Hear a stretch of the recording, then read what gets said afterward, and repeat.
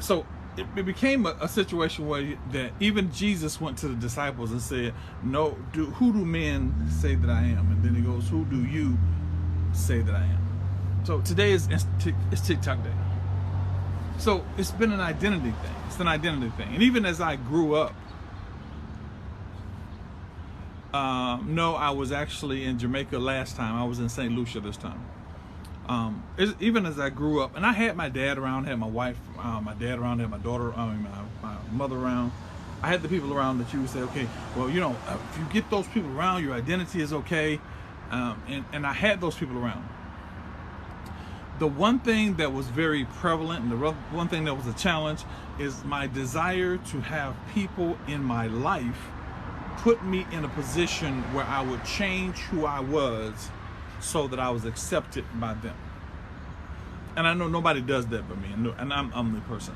And so what I did is, most of you, now you can't tell, I'm 6'6", and I'm about 275, 285 pounds. I'm a big dude.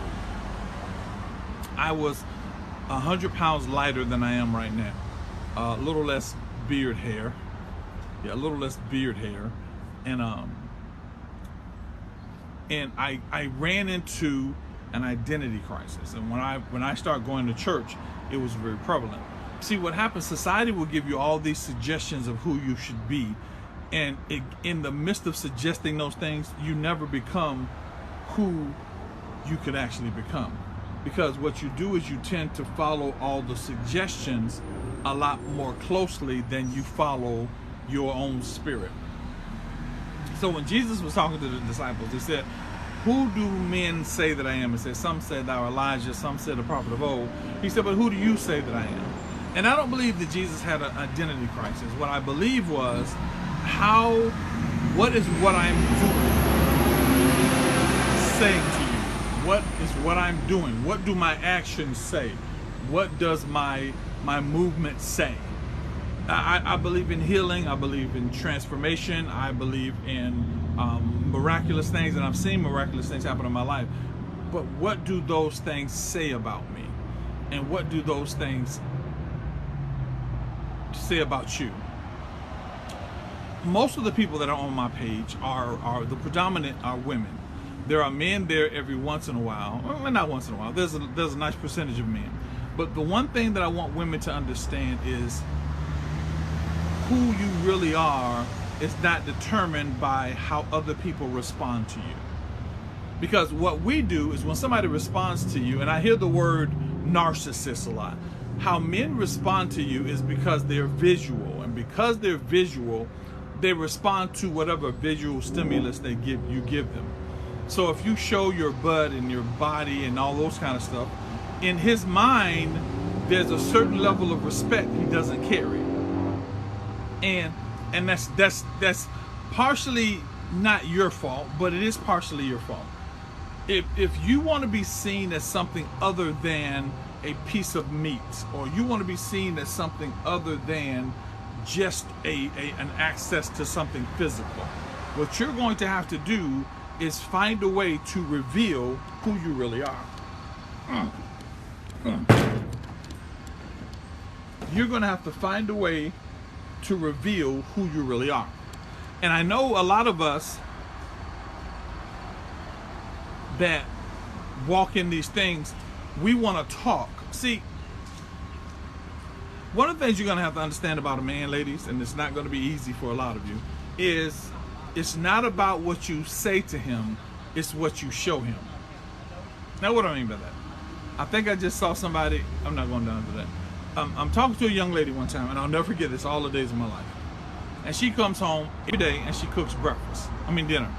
She comes home at 5 o'clock, she cooks dinner. When she cooks dinner, she gets home right before her husband. So dinner is on the table, hot and smoldering when he walks in the room. And they're married to this day. And so he would come in, take a bite or two, then he would go and sit and watch television while she's sitting at the table. And she goes, "I don't understand." She said, "Uncle Dallas, what am I supposed to do about that?" The natural propensity is to go to him and start going, "What is wrong with you? I'm sitting there cooking all this dinner for you." And I said, "That's your natural propensity." I said, but that's not what you need to do with a man, because a man is always, here ladies, a man is always prepared for battle. A man is always prepared for battle. He's not prepared for argument, but he's prepared for battle. So when you go and start fussing at him, that's not going to influence him to do anything different. When you go and yell at him, that's not going to do anything to make him go in any other direction. He's prepared for that. She said, so what should I do? I said, well, here's what you do. I said, tomorrow, let's just say the next day was Wednesday. I said, here's what you do. Wednesday, what I want you to do is I want you to go and cook like you do every day. I said, but this time, don't make him a plate. Make him a peanut butter and jelly sandwich. Put a little parsley on it. Put milk, give him a little umbrella, and just make the beautiful, most beautiful peanut butter and jelly sandwich you have, while you have the collard greens and cornbread, because she's a Southern girl. Collard greens and cornbread and the pork chop and all that. Put that on your plate and put peanut butter and jelly on his plate. When he walks in the house, he's going to ask you what's the matter. He's not going to yell because he's always not eating the food. But what he's going to do is he's going to ask you what's the matter. And I said, what you're going to say, you're not going to, well, every time I cook, you know. He's prepared for battle. What you're going to do is say to him, well, I figured that I was making too much food for you. I figured that you really weren't hungry, so I stopped making you all this food. And what I did was, is I made you just something so you can get you a sandwich and go watch television. She said, he's going to get mad. I said, I promise you, he won't get mad. So she does it Wednesday. When she finishes Wednesday, Thursday she calls me. She said, Uncle Dallas, he has told me that he apologized for not eating the food. See, ladies, what you have to realize is the control you have is not your ability to fight him, because you can't win. Why? Because he's not emotionally attached as you are. People say, my husband's not emotionally available. Most men aren't, honey. They're just not. We're not taught how to be emotionally available. What we're taught how to do is to battle. A real man, a little boy, he's attached to his emotions way more than he needs to be. You follow me? And so she says, good. She said, what I'm going to do is I'm going to be a part of your mentorship program. I'm like, okay, whatever. So she becomes a part of the mentorship program. She's there, she's in, she's learning, she's teaching. I mean, she's learning, she's being a part of it. 2 months later, she calls me back. She says, can I have a personal conversation with you? I said, sure. Her name is Monique. I will never forget Monique all the days of my life. She says, I got a problem. I said, what's right? He's not eating dinner anymore? She said, no, that's not it. She said, I want him to spend time with me, rub my feet, touch me. I want him to spend time with me. What should I do? I said, well, what happens when you spend time, when you try to spend time with him? She said, what he does is he starts to go and get on the phone with his brother. And I said, what? He gets on the phone with his brother. So we'll be watching television or doing something, and he gets on the phone and he gets on the phone with his brother. I said, okay. She said, what should I do? I said, I'm glad you asked. Here's what you're going to do. I said, I don't care what time it is. I don't care what happens, but you need to do this exactly the way I'm explaining to you. Because lady, I'm telling you, we are not the arguing, fussing and nagging and popping your head and all that kind of stuff. It does absolutely nothing but makes us to tell you a bunch of lies that we're not going to fulfill. Because the moment you do that, in our mind, we're thinking, I'll just go down and hang out with Tamika. She ain't going to fuss at me. Why? Because that's the way we think. We are not people that try to engage in battle unless we want to defeat. If I don't want to defeat you, I'm engaging in battle just to shut you up. I said, so when you go sit down next to him, and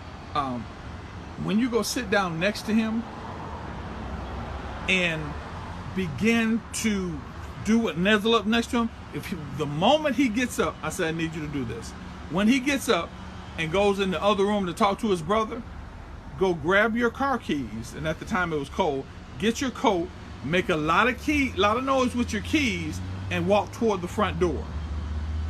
And I said, when he stops you, he going, where you going? Don't go, I'm going somewhere with somebody concerned about me.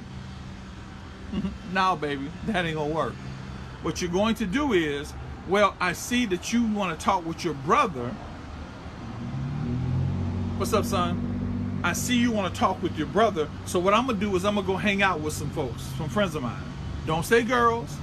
don't say boys, say go out, hang out with some friends of mine. I said, you will never make it out the door. She said, no, yeah. I said, they were married for like 9 years at the time. I said, you will never make it out of the door, because in his mind, because he knows what he's done, in his mind, he's going to think about the worst person you could connect with. He's going to start questioning you and ask you why you leaving and ask you why you doing this. And she said, no, he's not. I said, I promise you he will. So that was a Thursday. Friday, she does it. Monday, I get a phone call. I said, did you do it? She said, yeah, I did it. I said, what happened? She said, I did it Friday. She said, we sat on the sofa Saturday, we sat on the sofa Sunday, and we, at that time, check it out, and what we did, she said, he rubbed my feet, he was nice to me. Now see, ladies, you have to understand something here.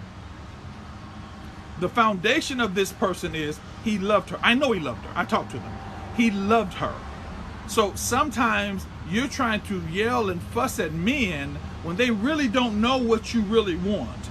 And when you give them the opportunity to look smart and look like they made a good decision, then from that point on, they'll make the decision. Now, you're going to deal with boys and idiots that don't see who you are, and they're so selfish that they want you. But that's a non-committed boy. You follow me? I told you I'm a big guy. I'm like I said, I don't know if I can show y'all how I am a big guy. I'm huge. Well, not huge. I'm just big. So my wife always does little stuff, like she'll come and try to push me. She's and I said, you got to stop doing. She said, I'm a big guy. That's little dude stuff. I'm a big dude. Don't mess with me with little dude stuff. My wife tries little dude stuff. You follow me? And so she'll do stuff like one time she tried to pinch me. She was trying to get my attention, and she pinched me and said, again, little dude stuff. Pinching doesn't do anything to a big dude. A big dude just kind of shakes it off. And I said, no, you're a little dude, don't do it. And so the same situation. Y'all keep doing young dude stuff. Y'all need to find older dudes, not young dudes. See, young dudes, and I don't mean old like 80, 90, 40, 50. I just need mature. See, little dudes do stuff like, hey, you get me a PlayStation? Old dudes like, dude, let's figure out how to fly to Hawaii. Let's work together to fly to Hawaii. Little dudes be talking about, yeah, let's go down to the club and show me what you're working with. See, a little dude wants everybody to see you. An older brother, big dude, what a big dude wants to know is that he is satisfying you.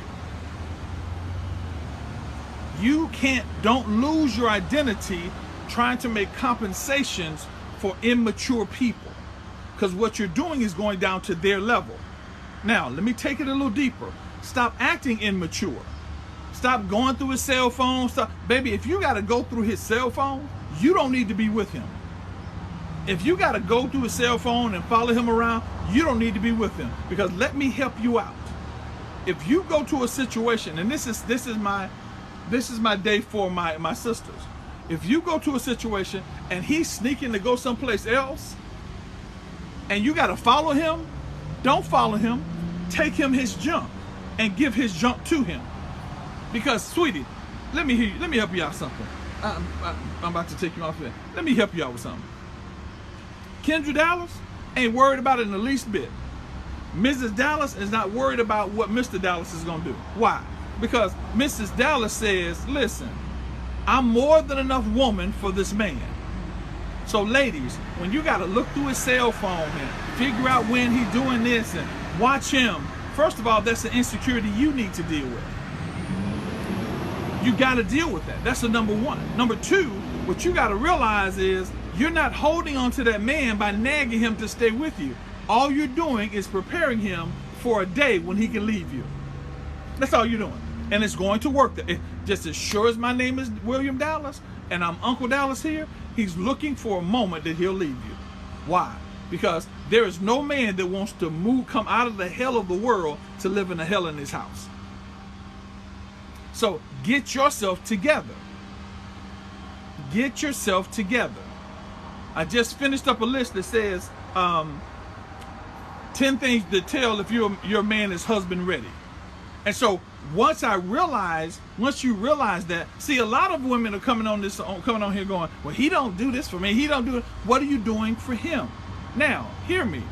Doing something for him does not mean serving him. Oh my God, can you please hear me? It's not serving him. Your job is not to serve a non-committed man. When you go out on a date, he pays for the date. If he can't pay for the date, he's not the one. I'm sorry, he's not the one. You don't cook him dinner. You don't go over and clean his house. You do all those things are big dude things. You follow me? You're doing little dude stuff for big dude. That's big dude stuff. That ain't little dude stuff. I'm a big guy. I need big dude stuff. So if I want you to cook, you can't just cook me no sandwich, baby. I'm a big brother. I need a sandwich. I need some fries. I need a dessert. Now, I'm not a fat guy. I'm a solid guy. I'm solid. Don't get me wrong. I'm solid. I am a solid brother. But the bottom line is, stop giving big dude benefits to little dudes. You don't do that. But you got to get yourself together. See, don't be so desperate. Like I said, don't lose your identity. Don't be so desperate to have a man that you give him the stuff that belongs to your real man. Peep game. So, I'm talking to one of my sisters. No, this is one of my daughters. I'm talking to one of my daughters. Guys, I got daughters, and I just sit and tell them if they don't have a dad, I'm the dad. I tell them all the stuff their dad wants to tell them. I got a daughter, and my daughter said something to me, and she goes, well, Dad, he didn't do this, and he didn't do this, and he didn't do this, and he didn't do this. And I said, listen to me. As your daddy, hear me very closely. And I'm not no big daddy. I'm dad. I'm a dad of wisdom. I said, let me tell you something. Number one, it's not his job to do anything for you but prove he's worth committing to you. If he doesn't commit to you, he gets nothing. Why? Because what happens to you guys is you give these men a comfortable position in your life, and they don't want that position in just your life. They want it in everybody's life. So the moment he makes that decision, you got to realize, hear me now, y'all ready? What you're pouring into this non-committed person, there's a guy standing on the sideline going, well, she's giving it to him. I guess I can't get it. Some of you are giving your benefits that belong to your man to a man that's not even worthy of the benefits. Some of you are giving your benefits to a man who's not worthy of the benefits, and then when it comes to time for the man that is worthy of the benefits, you all benefited out. You all afraid. You're scared to tell him. Stop giving committed benefits to non-committed men. Now, I know y'all saying that, yeah, but hear me. Stop acting like the woman that is supposed to give non-benefits. I heard Dave Chappelle tell a story one time. He said, if you dress like a police officer, I'm gonna think you're a police officer. So if you dress like you loose, I'm gonna think you loose. How do I find a man? You start shining the light of wife and stop shining the light of sister, girlfriend, H word, and B word. When you shine those types of lights, a man who is visual is looking for what you just showed him. A man has fantasies too. A man wants to look at you and wonder what's behind those clothes. If you don't work with the fantasy, you reduce him and you reduce yourself to the most primitive part of connecting in a relationship. Stop making that happen. Stop putting yourself in a position where you are making that happen. Now, a brief identification. A brief identification. For those of you that don't know me, if you came any other way through within TikTok, my name is Uncle Dallas.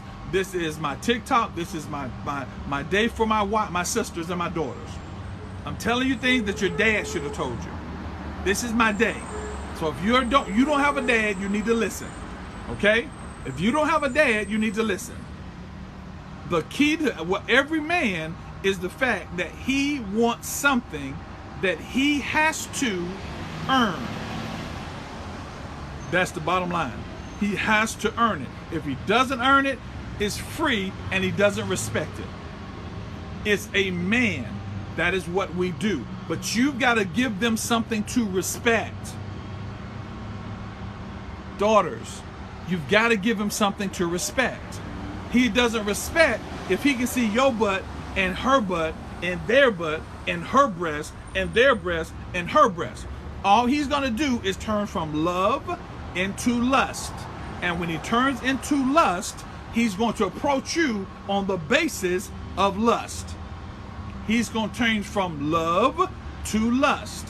And all he's going to do is approach you on the basis of lust. Stop giving the spirit of lust, the mindset of lust, the approach of lust.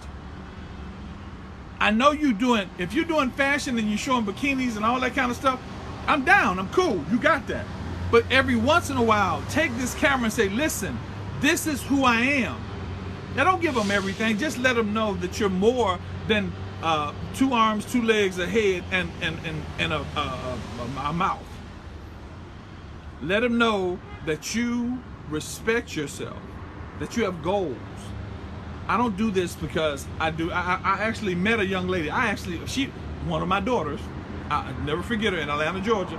I lived in a condo in a high rise, and while we were in the high rise, she comes over to me and she's walking down and she's got on baggy clothes. And I said, how you doing, daughter? She said, I'm fine. She stopped and looked at me. She said, daughter? I said, yeah, daughter. She said, why do you say that? I said, because it's my job to pour into daughters. And she's young at this. I think she's maybe 15 or 20 years younger than me. And she said, why? And so she left. She came back around the next day, because this is a condominium complex. And she saw me again. And she said, I have a question.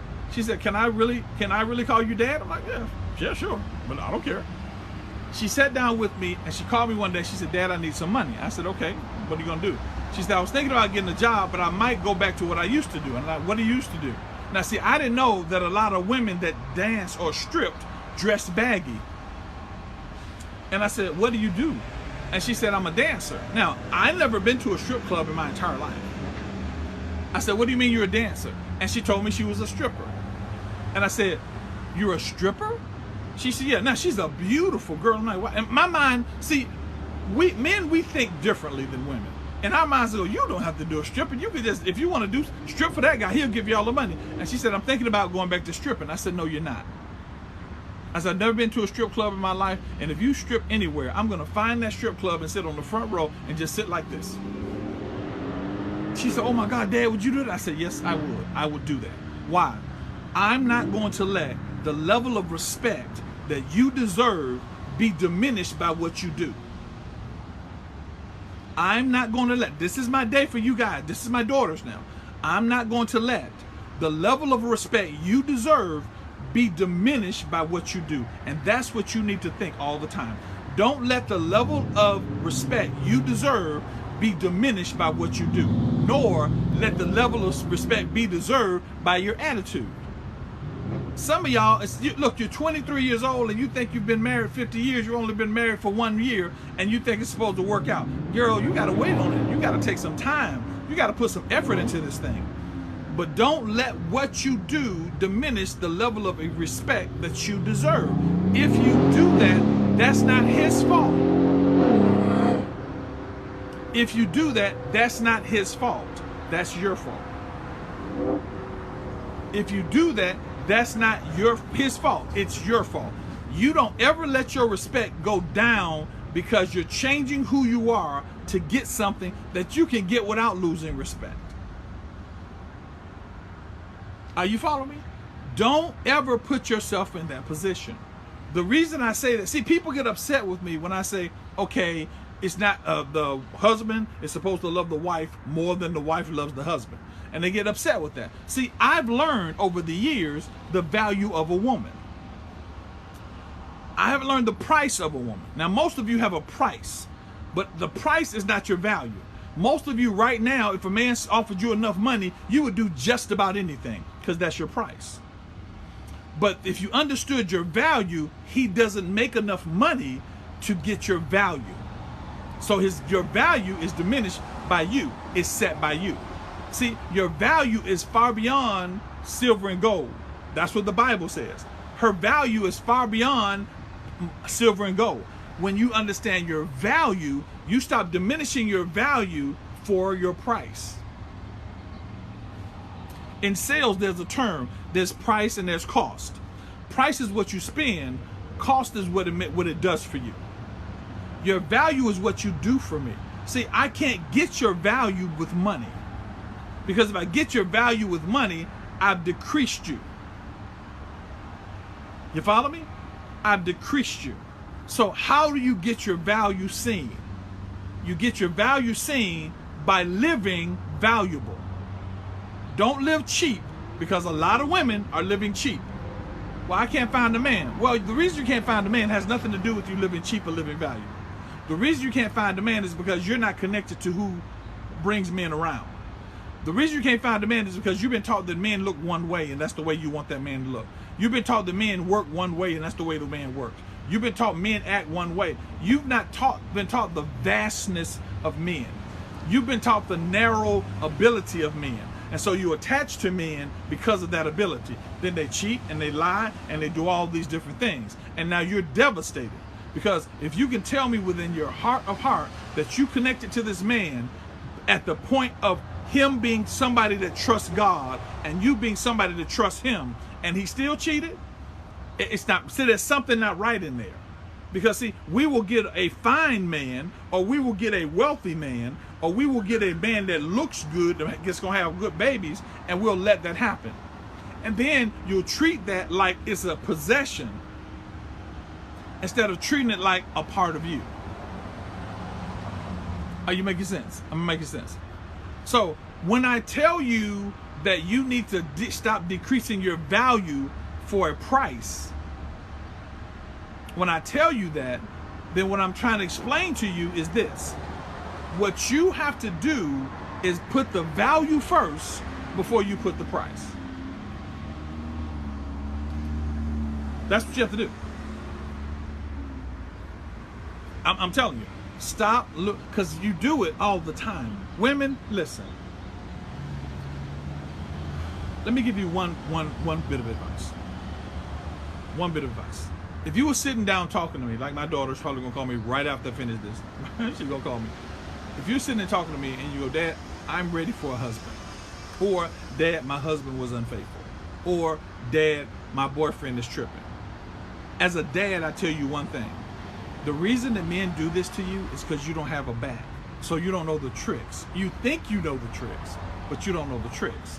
Because what a dad does is show you the tricks that women don't know.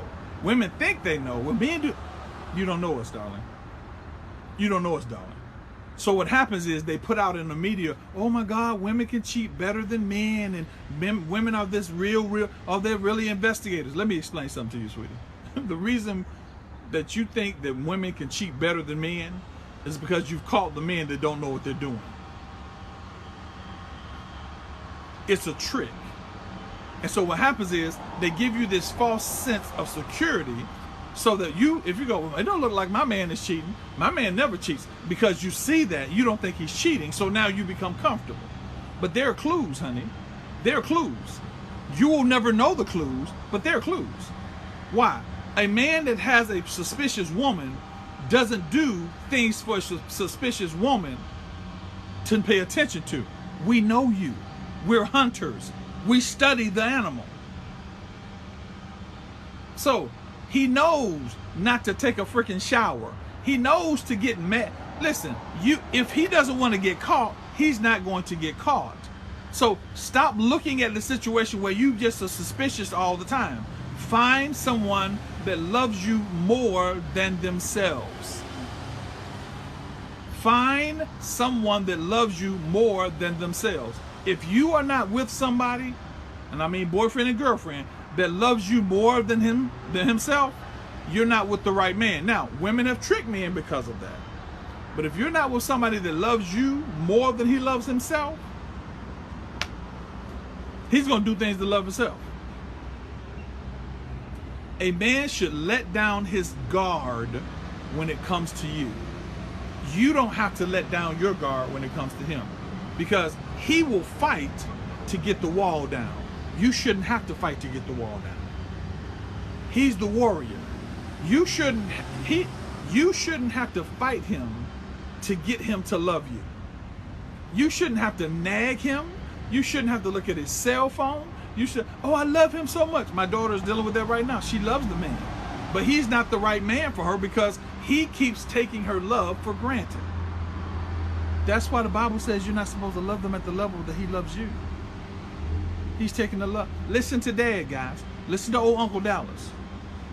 Listen to Uncle Dallas. You are way too valuable for the discount dudes that you're dealing with. You are way too valuable for the discount dudes that you're dealing with. Stop dealing with discount dudes. Well, I don't want to be by myself. Okay, then find a different level. Listen, just throwing that out here. Find one of the places, maybe a bar, or maybe, and I'm not a big bar person, go places where people at the higher caliber. You follow me? And when you go to that place of higher caliber, take your value. Don't take your slutty. Take your value. Those of you that follow me, I tell you there are 3 things you need to learn. You want to learn how to be prepared to be a wife. It's 3 things you need to learn. Learn about business, learn about accounting, and learn about family structure. You learn those 3 things, you become more valuable to every man walking. Boys, you're not going to become valuable to. Men, a man, you're going to become valuable to. Has anybody ever noticed? See, y'all didn't know this years back when I was younger. Well, not younger. Maybe 15, 20 years ago. Back in those days, men would always leave their wives for their secretaries. Always. And the reason they left their wives for the secretary, because the wife sat in a position of cooking and cleaning and taking care of the kids. The secretary sat in the position of making sure his business made him rich. Which do you think a man would want from you? Just asking. Which one do you think a man would want from you? You think a man wants from you, and every guy on here, if you disagree with me, let me know. If you had a man the choice between 2 women, a woman that gave him sex by the pound, or a woman that helped him make $1 billion, which would you think he wants? That's just the way it is. Now, the key to that whole situation is it's a 2-way street. I'm talking to my daughters. I'm not talking to my sons. I'm talking to my daughters. And daughter, you have to realize, Dad knows how valuable you are. That's why he protects your integrity.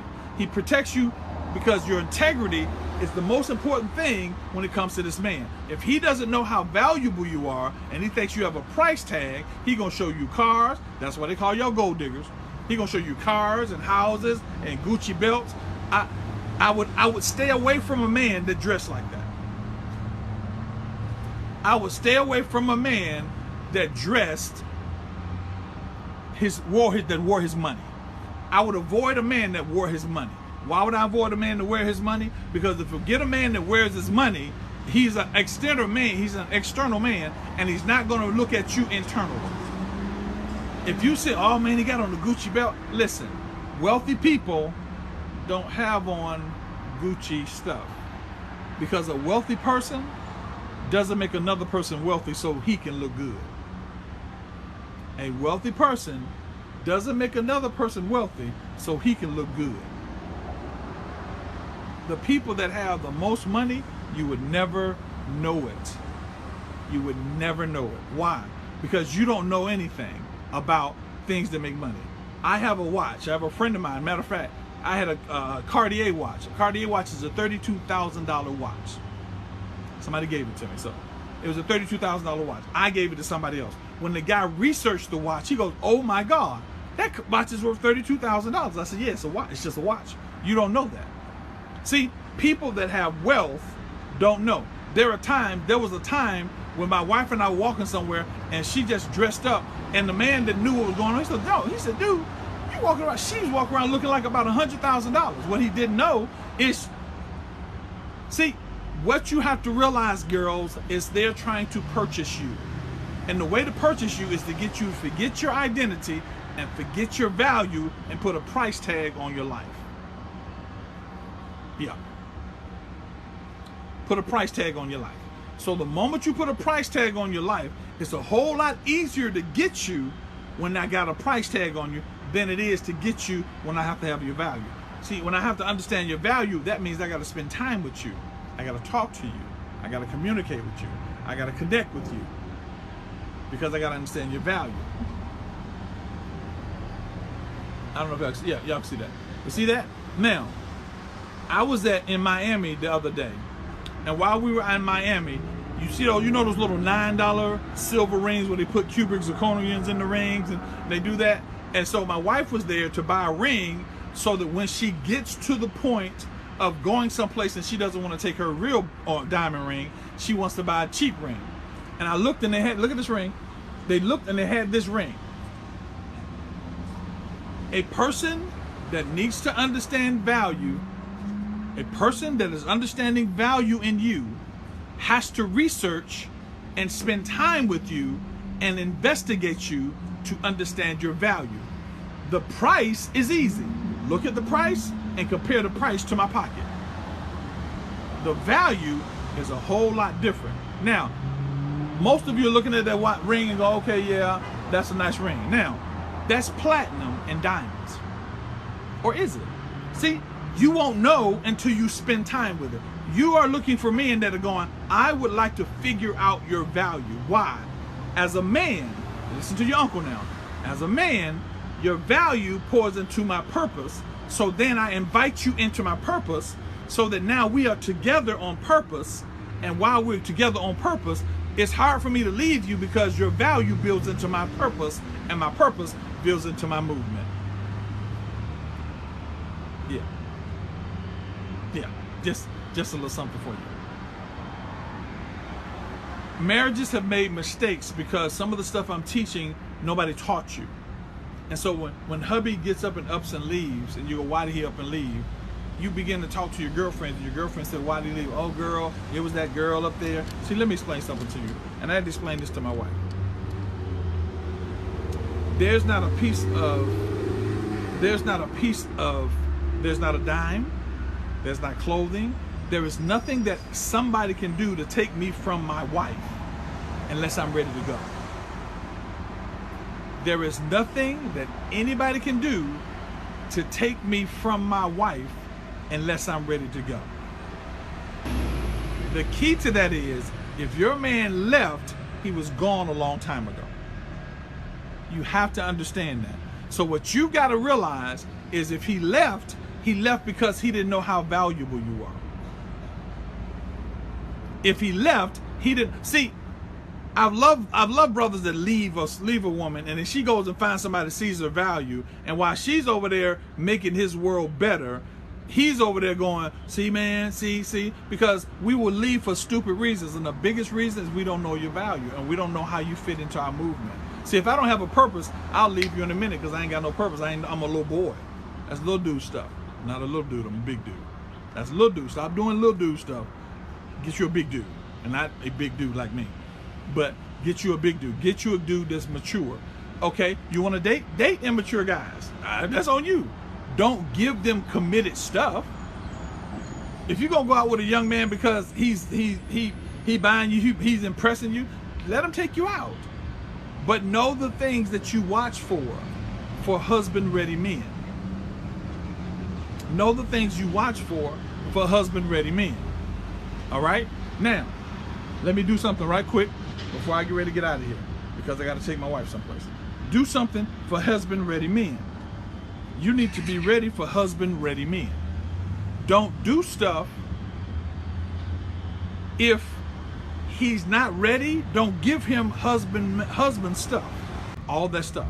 Now, the last thing I want to share before you go is never, ever, ever sacrifice your identity for the identity of somebody else. There are women out here that have allowed men to do all kind of things to them, and you think you're going to change the man. I'm talking to my wife one time, and I said, what did you do with men before me? She said, I thought I could change them. I said, why? She said, women will look for 5 different attributes, but he has 3, and you believe if you work hard enough, you can give him the other 2. Hear me very closely. Listen. You have to realize that if he has 3 attributes, those are 3 general attributes that every man has. It takes a specific woman to bring out those 2, and she won't have to work to get them out. If you're trying to get your man to be something Big man, yeah, big guy facts. These are big dude facts. If you're trying to get him to do something that he doesn't do by nature, he's not going to do it for you. He'll do it for somebody that is the person that's the right person. Don't hold on to him trying to make him do something. Ladies, please, please, please, hear Uncle Dallas. Stop trying to fix broken man for you. If he doesn't go to church, don't try to make him go to church. If he doesn't know how to take care of you, don't try to make him learn how to take care of you. See, certain things come naturally. When my wife and I got together, things that I didn't do for other young ladies, I did instantly for her. I watch my wife sometimes, and some of the things she do, I never told her I like them, but she does them. Yesterday, and I'm gonna just tell you, this is a lady thing, I didn't learn this. Yesterday, she was sitting in my lap, and I was just rubbing her back, just rubbing her back, and a big smile came on her face. She said, it's amazing how you know exactly what I need what I need at that moment, because I'm called to you. And my calling is not the fact that God sent down a man. No, my calling is I've committed to being in a relationship with that young lady. I'm committed to being in a relationship with my wife. So I study her. Hear your uncle, guys. Hear him. If he's not studying you, if he's not taking the time to study who you are, he's not ready for you. Because something valuable is always studied, because you want to know how valuable it is. There are people that study diamonds. There are people that study gold. Ain't nobody study no Gucci belt, because it just has a price. There are people that study value. There are people that study gold, that study Bentleys, there are people that collect Nikes. Why? Because things that have value take time to learn, and they take time to study. They take time. So things that have value, they take time. If they're not taking the time to learn you, that's why you sit back. I don't pay for bills. Now, you ain't got to be arrogant like I taught my sister. Those of you that didn't hear about my friend that was trying to get her husband to eat. You don't have to be you don't pay. No, she go, baby, I don't pay for meals. That's not my thing. If I'm valuable to you, then you pay for a meal. You don't have to take me to $1 billion meal. If I'm valuable, you take me where you can take me. My wife and I were love at first sight. We never dated. Our first time that we even went out, we went to look for rings. But we talked all the time. My wife told me, she said, I will live with you with eating peanut butter and jelly in a hut. Why? Because she knew that I would give my life for her. And when you understand that, you make him earn a position in your life. He doesn't just get it because he's a dude. He earns a position in your life. My wife told me, she said, I will work hard to make sure we get from point A to point B. But she said, there's going to come a moment that I'm not going to work anymore. Get ready for that. Because she knew who I was. She knew that was not going to not happen. That was going to happen. You follow me? You discount yourself because somebody offers a better value for you. That's just the way it is. All right. Any questions, comments, or concerns from either place? Any questions, comments, or concerns? There's some questions down here. Let me see what I got down.